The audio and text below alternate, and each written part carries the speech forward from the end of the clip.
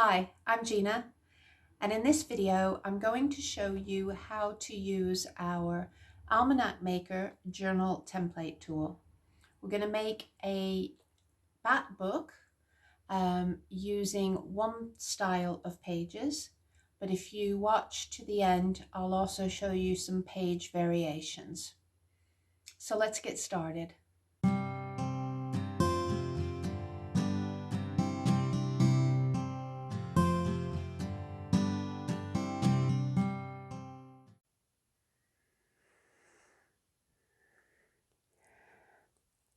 Our new Almanac Maker is an acrylic template that can be used to create bat books or almanac journals, a sort of modernized version of the medieval type of book,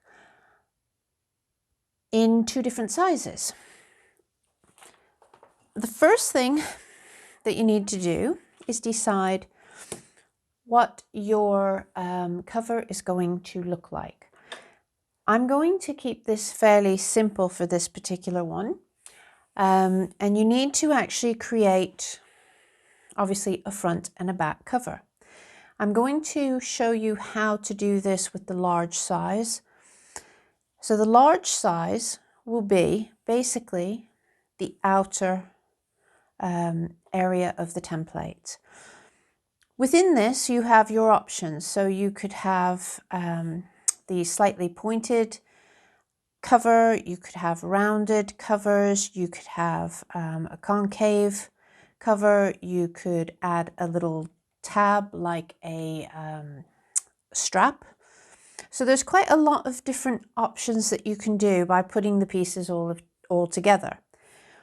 So for this one, I'm going to do the angled cover. I've decided that I would like to have the angled cover on both ends. So what I'm going to do is I'm just going to mark out these two spaces here. And this is so that I can line up and have the same amount of space.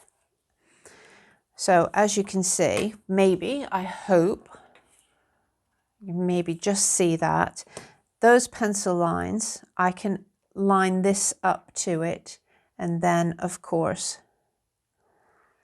line up the sides that I have already marked.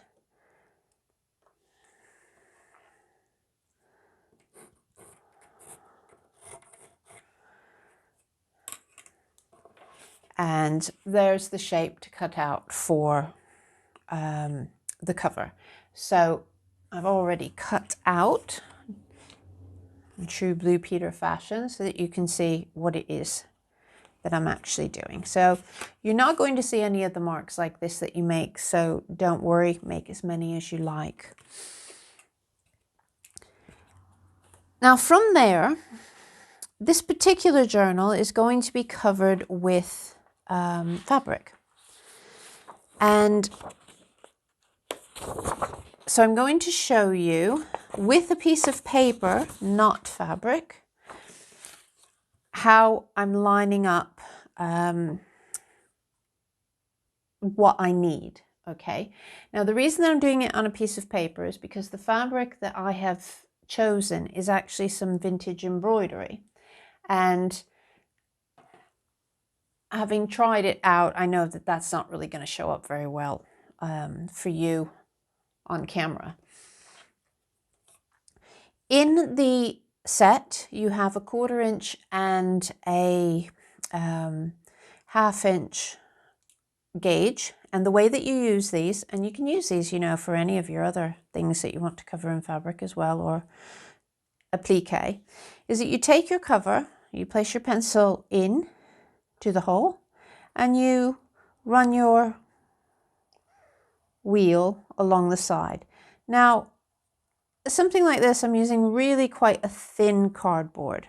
So you do have to take your time that you're not actually going over the cardboard. So the thicker the card, the easier this works.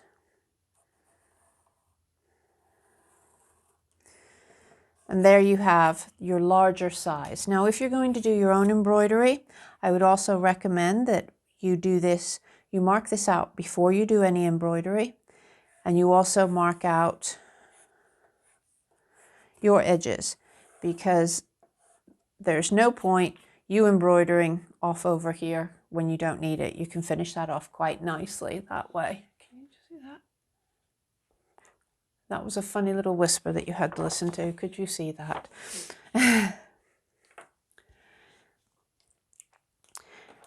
Then you also need, for your each of your covers, you'll need to cut out either some felt or some wool, or really anything that you want for the inside of your cover.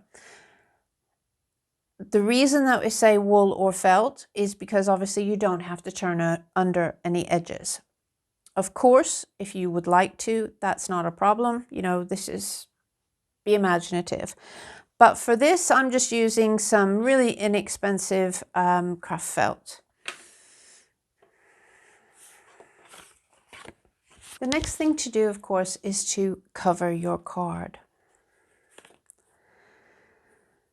So take whatever it is that you're using for your cover, place your card over it. At this stage, if you wish, you can use a little bit of glue and glue your seam allowance onto your card.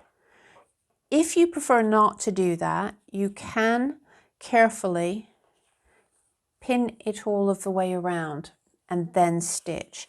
It's entirely up to you, but that's partially why we've got the non-woven felt, because that's not going to fray. So for me, whilst I intend to stitch the two together, I don't mind using a little bit of glue just to hold this into place. Now I've only used the 1/4 inch measure, so of course I need to make sure that I'm quite to the edge. The reason I'm using glue, because I'm using the vintage fabric, is I also want to stretch the fabric a little bit. So I'm going to carefully fold up and just tack that down. I like to do all of the straight edges first, and then if I have any curves, if I've chosen to use the curved cover, I can do that. I can snip the curves if I need them. Now here I'm going to pull a little bit, because I want this to be quite tight across the top, across the actual side, and that's pulling up nicely.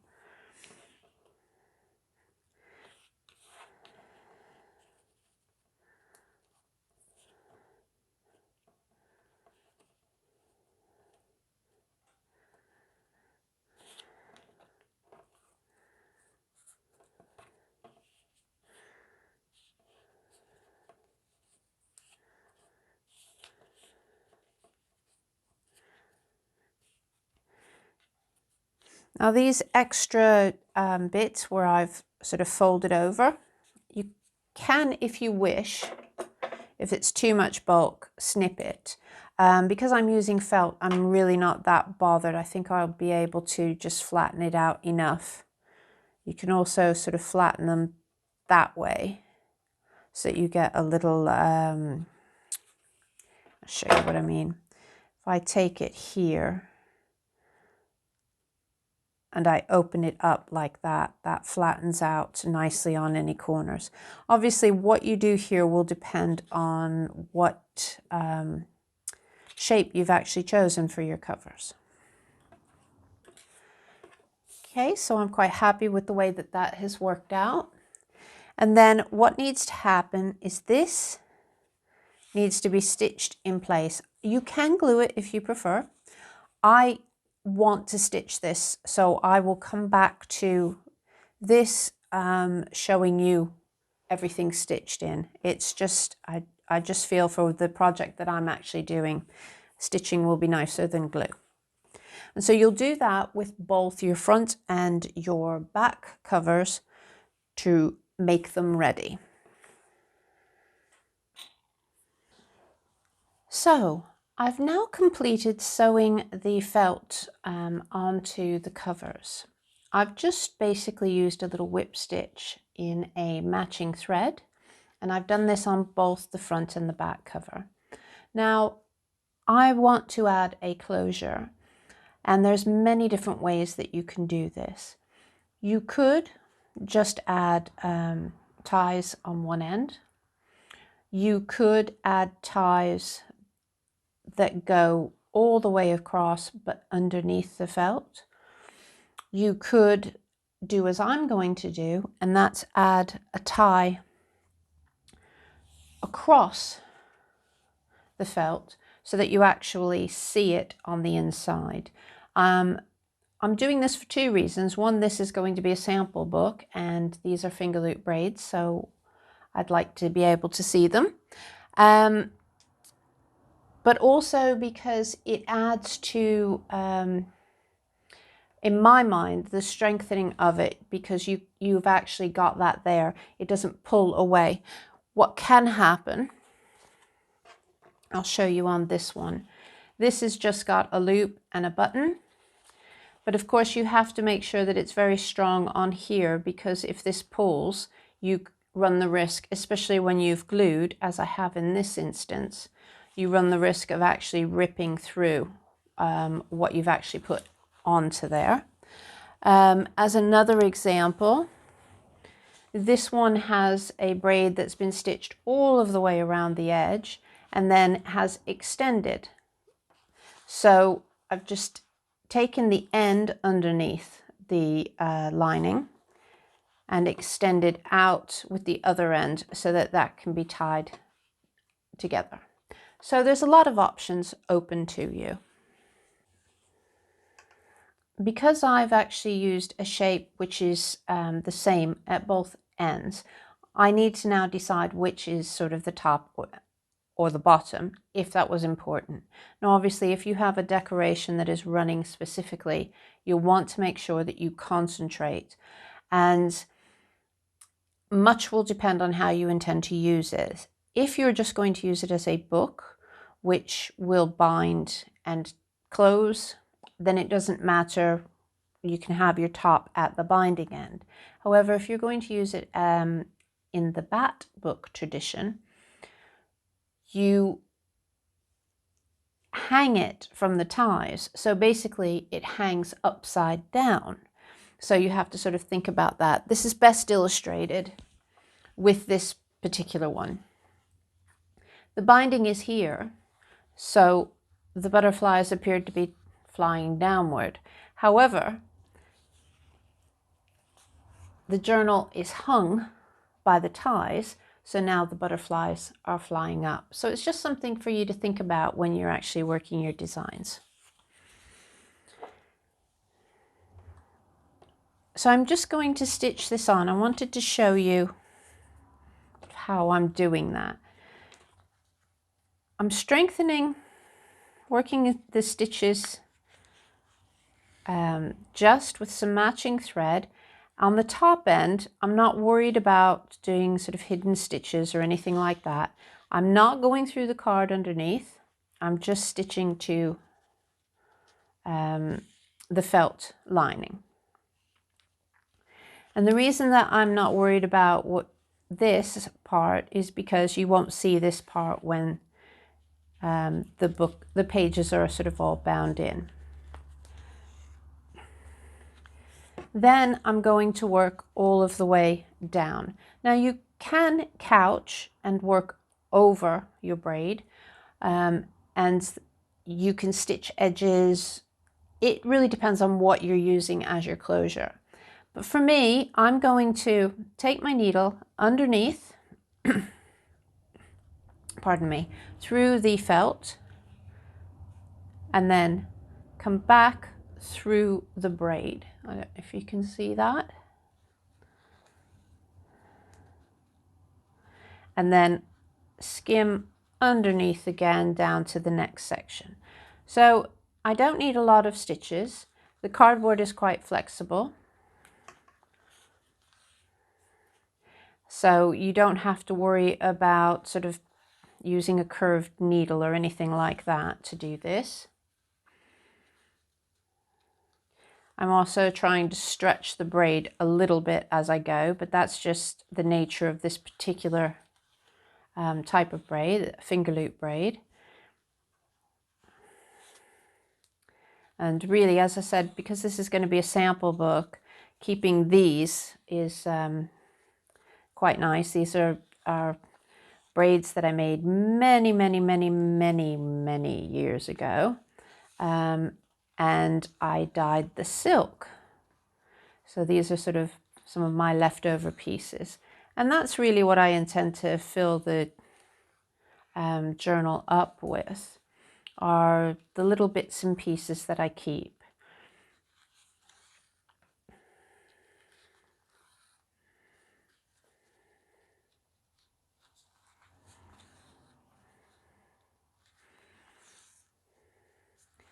So nearly sorted.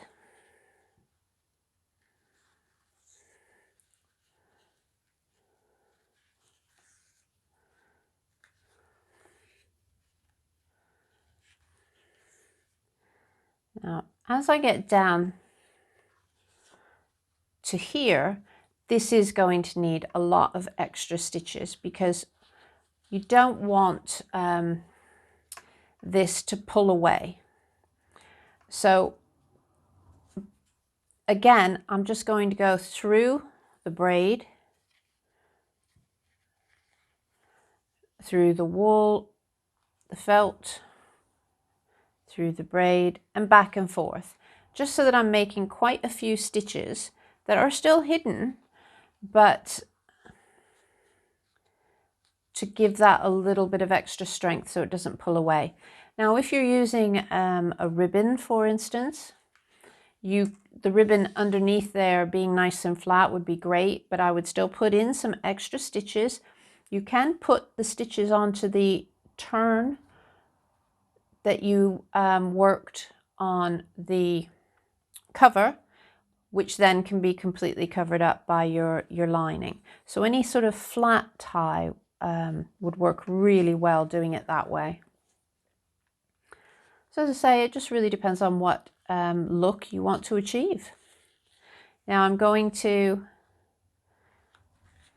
make a little loop, then a knot, and then I'm going to take this thread and bring it up somewhere else so that I can cut that by pulling up tight, and then that end gets sunk inside and hopefully will never ever be seen.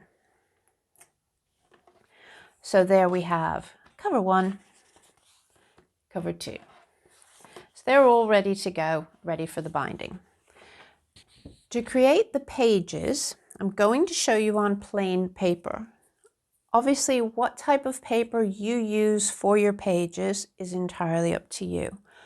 This particular journal that I'm working on is going to be filled with pages that I'm currently working on, which are a distressed faux leather. But that's going to get confusing for you to understand how the pages are basically made. So I want to show you with plain paper, and hopefully this will make complete sense to you, and I can show you some different options as well.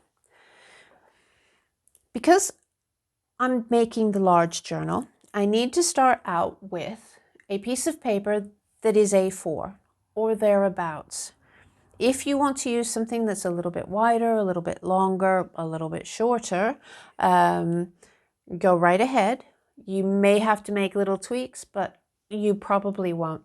It's not an exact science. Obviously, the original medieval bat books used parchment, and it would be cut to a sort of standard size.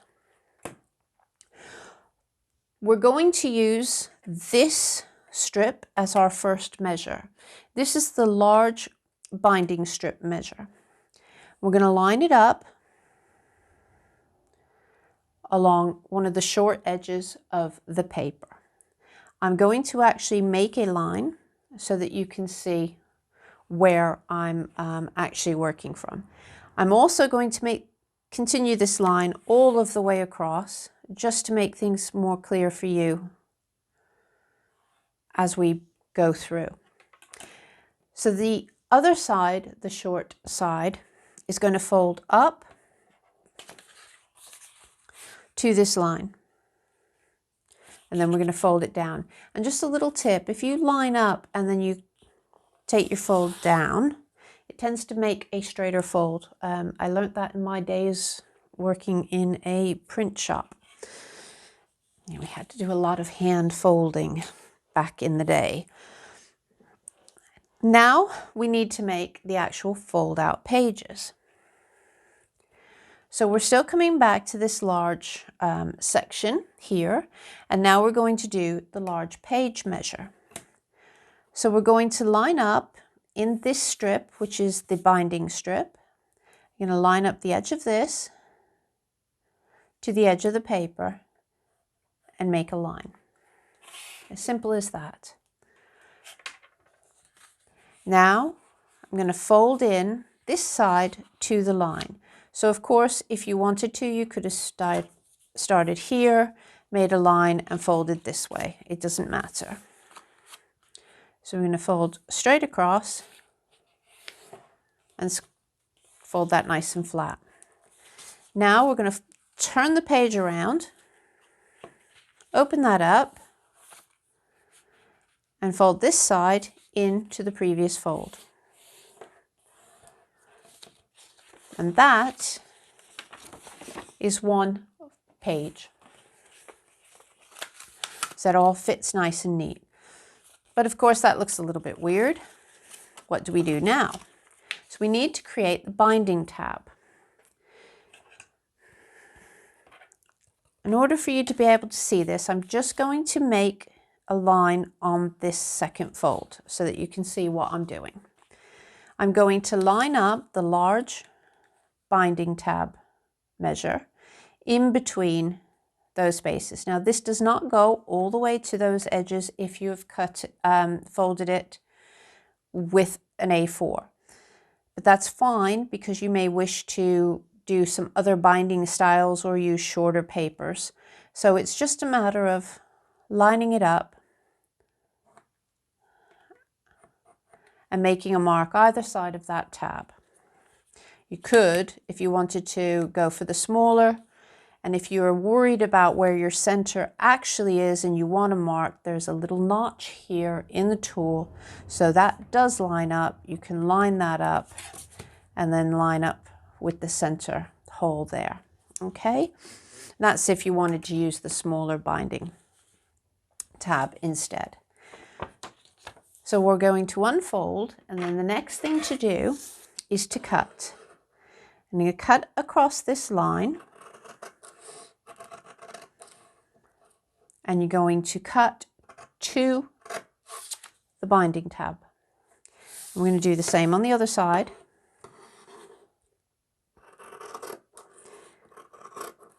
And cut to the binding tab. And now I'm going to cut that fold line. So we're taking away the excess that's above the two sides. And then this, where we've cut to the tab, going to fold over and score and fold over and score. And that gives us the binding tab, and those extra pages give a little bit of extra strength. Now I'll show you a couple of alternatives to this a little bit further along on the video. So that's your basic page. Now from this basic page, go ahead and decorate it, add whatever you want to it. you've got a lot of scope because the pages fold up. So automatically you've got, you can write here, let it be sort of more hidden, open it up. But you also have the option that you can use any of these other guidelines and marks, however way you wish to do it, so that you can add a little bit of interest. So for instance, if I want to do that, I can cut off a tab so that when it's open, I've got a little tab to work with. And you can carry on like that. You could, if you wanted to, cut straight across. You could, if you wanted to, fold up to give yourself hidden areas or pockets. So really, it's quite endless, and I would recommend that you have a little practice with lots of different ideas. Use some of that paper that you don't really like that much and see what you can come up with to create your own bat book pages. I would say that unless you're using it specifically as a journal for writing, if you're going to sort of add any real bulk, I would sort out all of your pages first. So it just works out a little bit better. However, if you're going to use it, as I often use this style of journal, which is to add samples. So I may have a tag with some button samples on it, and then I can actually stitch them onto the paper so that it's there, and then I can write what I've done and fold it up and keep it into the journal. I'll just show you what I mean with a finished one. So something like this, I can still add to this because I'm just stitching and I'm doing my writing separately and then adding it on. Next step, we need to poke some holes. I've got a little bit of sponge. You can use anything that will give a little. I also have an awl so that I can poke my holes, but you can always use just a sharp needle and then make the holes a little larger with a stick or a pin, a knitting needle, for instance. It's entirely up to you. You don't have to rush out and get specialist equipment. Now you can do one of two things. You can either line up and poke directly through, or you can draw and poke through. The other thing, of course, that you can do is you could just, for instance, make a mark for the center hole and hole punch it.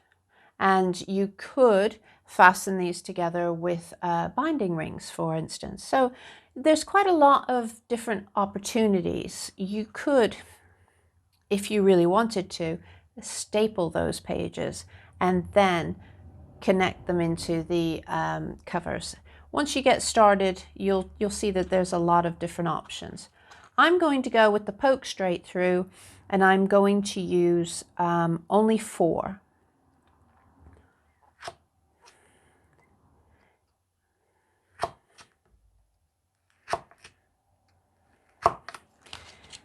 So I've got, throw it at myself. 4 nice holes going through all of the layers of that binding tab. So I'll do that with each of these. It is easier if you unfold your whole page.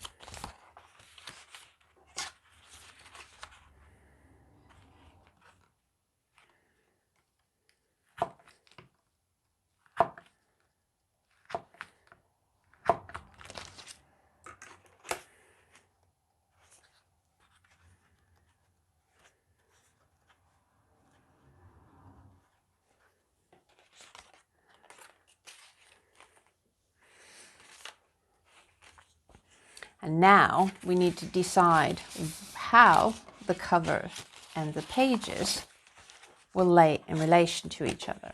So for this particular one, I think that if this is folded, you see, because I've put the way that I've put the points on, I can't really bring my binding right up to the top. I have to make sure that it is in line so that everything will still hold and not stick out. So just having a little gander there, we can see that I need to really more or less line it up with the points. So again, we can poke through. I would advise to poke through on the opposite side, just so therefore from the cover to the inside, from the outer cover to the inside. Now, something that I do with my covers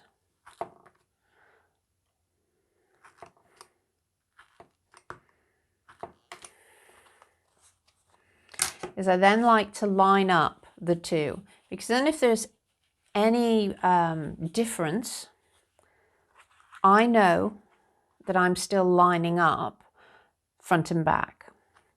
And I'll make a little hole so that I can feel it just puncturing the opposite side. Then I can go through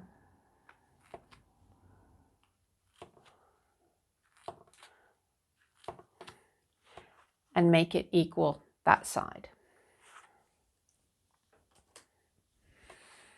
So you can move those out of the way now. You'll need some strong thread or and some fairly thick thread. I am using a vintage cotton. Now, this is a little bit of an experiment because I really want to use this vintage cotton, keeping in theory with the whole theme of it, but I'm not sure it's going to be strong enough, so we will see. I'm going to take a fairly longish piece.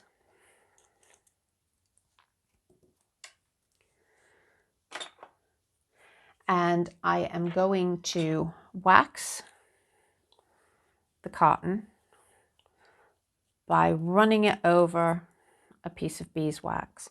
This isn't, again, something, you know, you haven't got to rush out and get beeswax, but if you do have some, it does really help to make your binding thread stronger.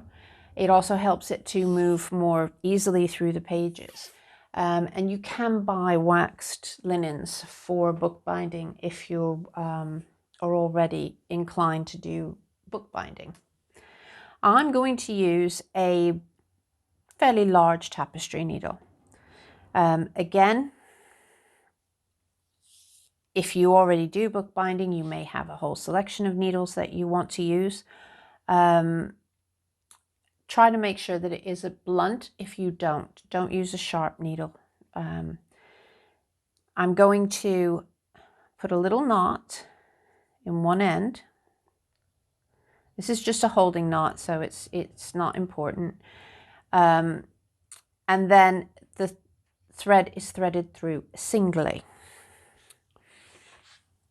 And I'm going to take my pages and keep them spread out because it's a little easier to handle when they're open. And so that pretty much all lines up. We're quite happy with that. I've got 4 pages, so I'm going to start with 2. And I'm going to go through the top hole. And then, which shall be my front. I think that one will be my front. So we'll have that one for my back. So I'm going to go through the top hole, the top right hole, as we look at it. Okay, and I'm going to leave that as a tail. Then I'm going to move across and I'm going to come up and then I'm going to come up through the top left. Now I'm going to add the other 2 pages. So I'm going to come up through the top left.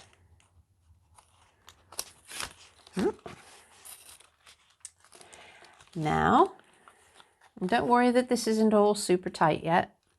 I'm going to go down to the bottom left, and I'm going to go through all of the binding holes, right the way back through to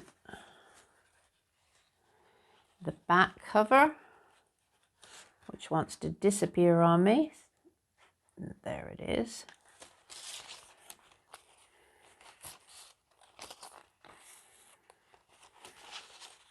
Again, we're still loose, so I'll tell you what, folks, it would be really helpful if I'd have remembered to put the front cover on. So we won't go back down yet.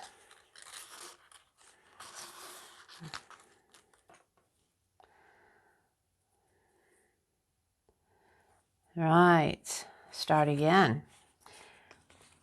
Come through the cover as well.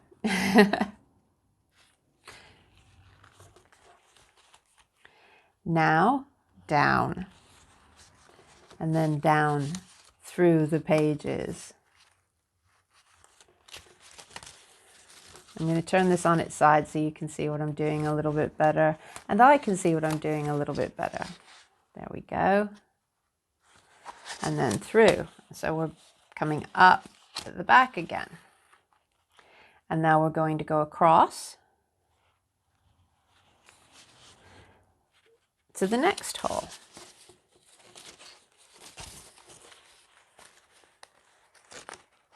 Very hard to do this gracefully so that you can see what's happening. It's much easier to just get stuck in and get my head in screen, but that's not going to help you very much. And then up, and then we're coming through.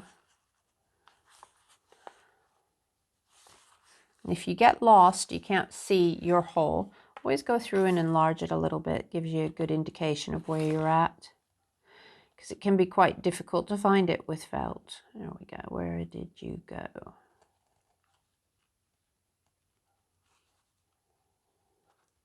There it is. And then on this side, we then go back up. So we're taking it through to the last hole. I'm going to go all the way back down, which means we're going to be going through the hole that was already filled initially. So we're going all the way back through at the bottom. So at the front, we have 2 vertical stitches. At the back, we have 2 horizontal stitches. Now we're going to work in the opposite spaces so that we create a square. So we're now going to go down. And of course, now you're at the point where you're putting thread into a hole that already has thread. So that's why you don't want a sharp needle, because you want to avoid, if you possibly can, actually catching the thread and stitching into it.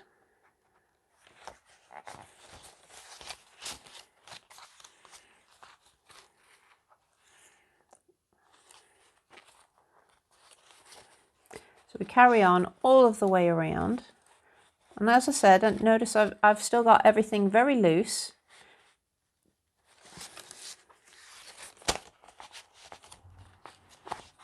We will tighten it all up later.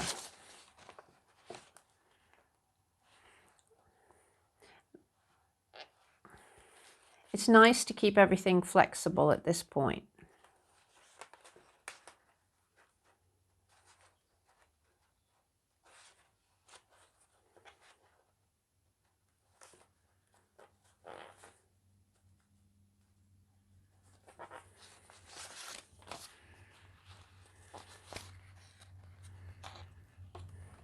And then straight across. So this is going to take us to our very first hole now. And so we're only going to take this last thread through to the place where we started, okay? So it's only half of the pages. And that gives us our very loosely bound book.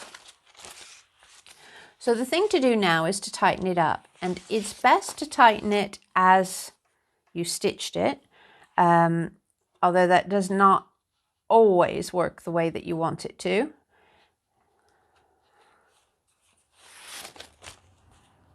But just tighten one area at a time.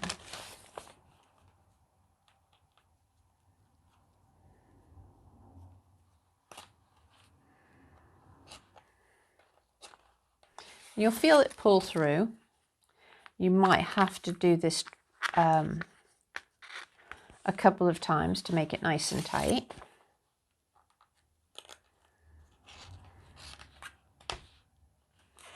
And I've pulled the wrong one through. So there you go.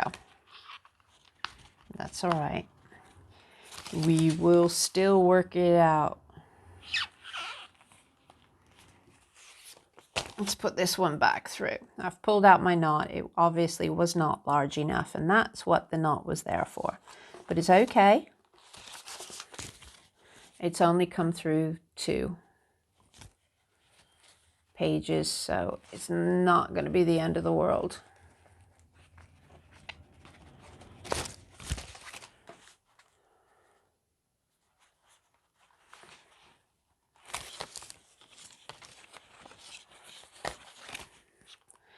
And this time, let's put a larger knot here so I'm at least going to feel that it will pull.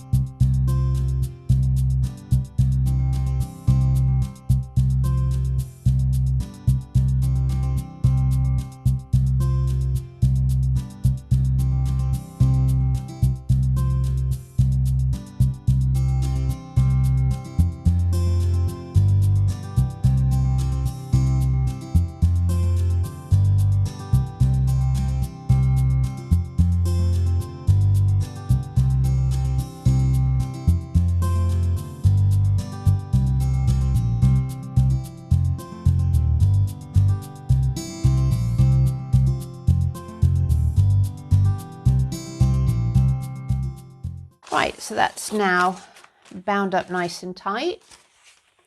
And then all you need to do with these threads is to knot them so that it goes down into the pages. And you can work quite a few knots here and slide it down.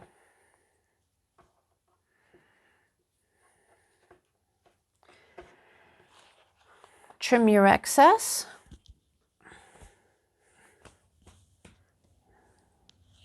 You can find your scissors that want, okay, let's go with the paper scissors.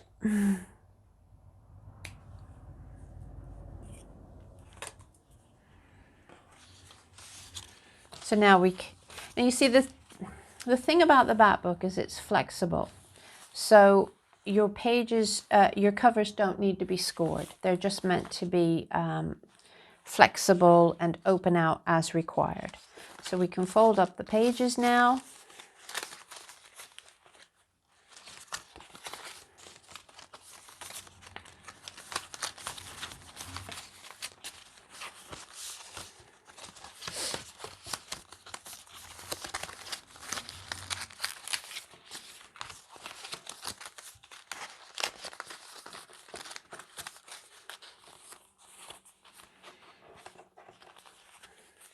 And then tie the book up.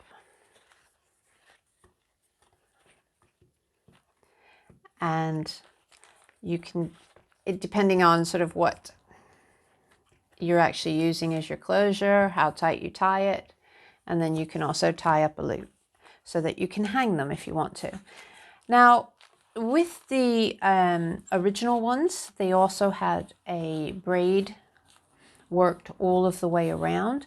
Very often at the top, this braid would be worked over both of these. so that they join together. You could also work decorative stitching along the top if that's your inclination, or you can just leave it open like so.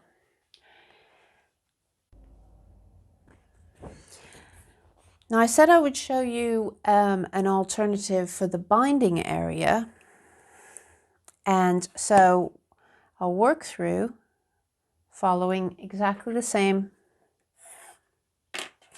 as I did earlier.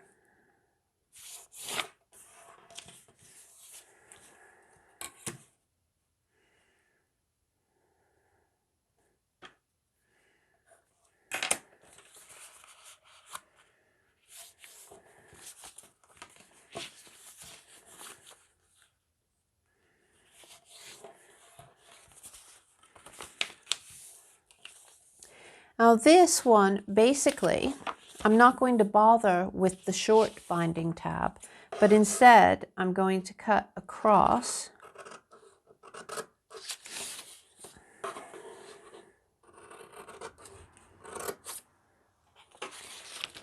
and then I can fold over the whole of this, and I could actually stitch right the way across the whole piece.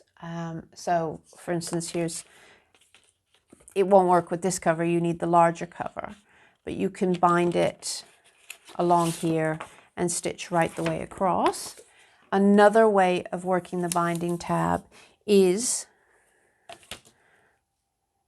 to measure that binding tab out as before.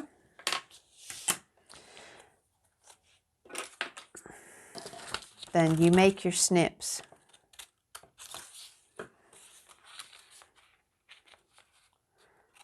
to the binding tab as before, but this time you need to sort of fold over and then actually it works easier if you do that. Fold over,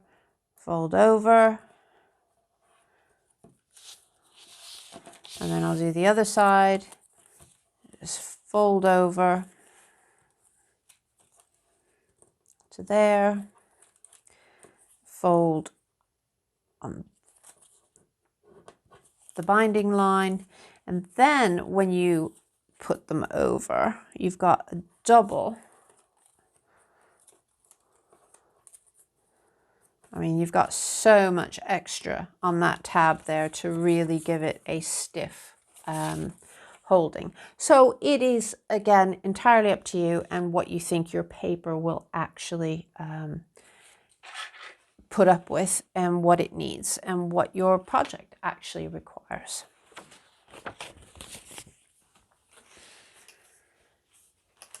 And the only other thing is to think about that when you're actually working your pages, you don't have to have the whole sheet of paper. You could, if you wanted to, have each of them as a single fold out. So to illustrate what I mean, let's say I do this.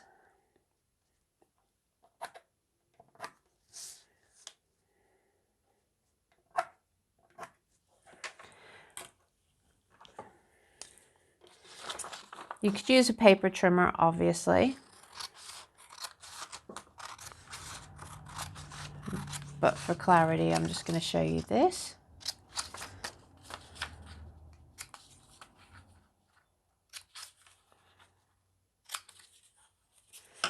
So then we have a looser sheet and with one thin binding tab. Another option would be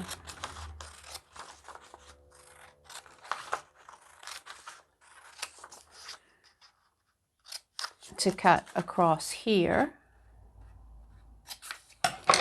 and fold so that you still have that stronger binding tab, like so. And of course, if you wanted to, you could make them all single sheets. So again, by using whatever method you wish,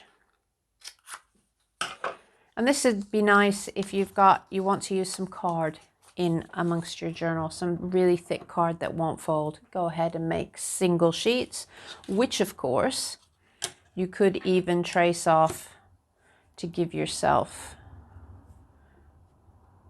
shaped single sheets. So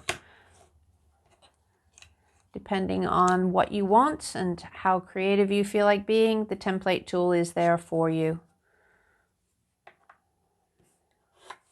to do so all sorts of other things with it. So let's just cut that so that you can see more clearly what I mean.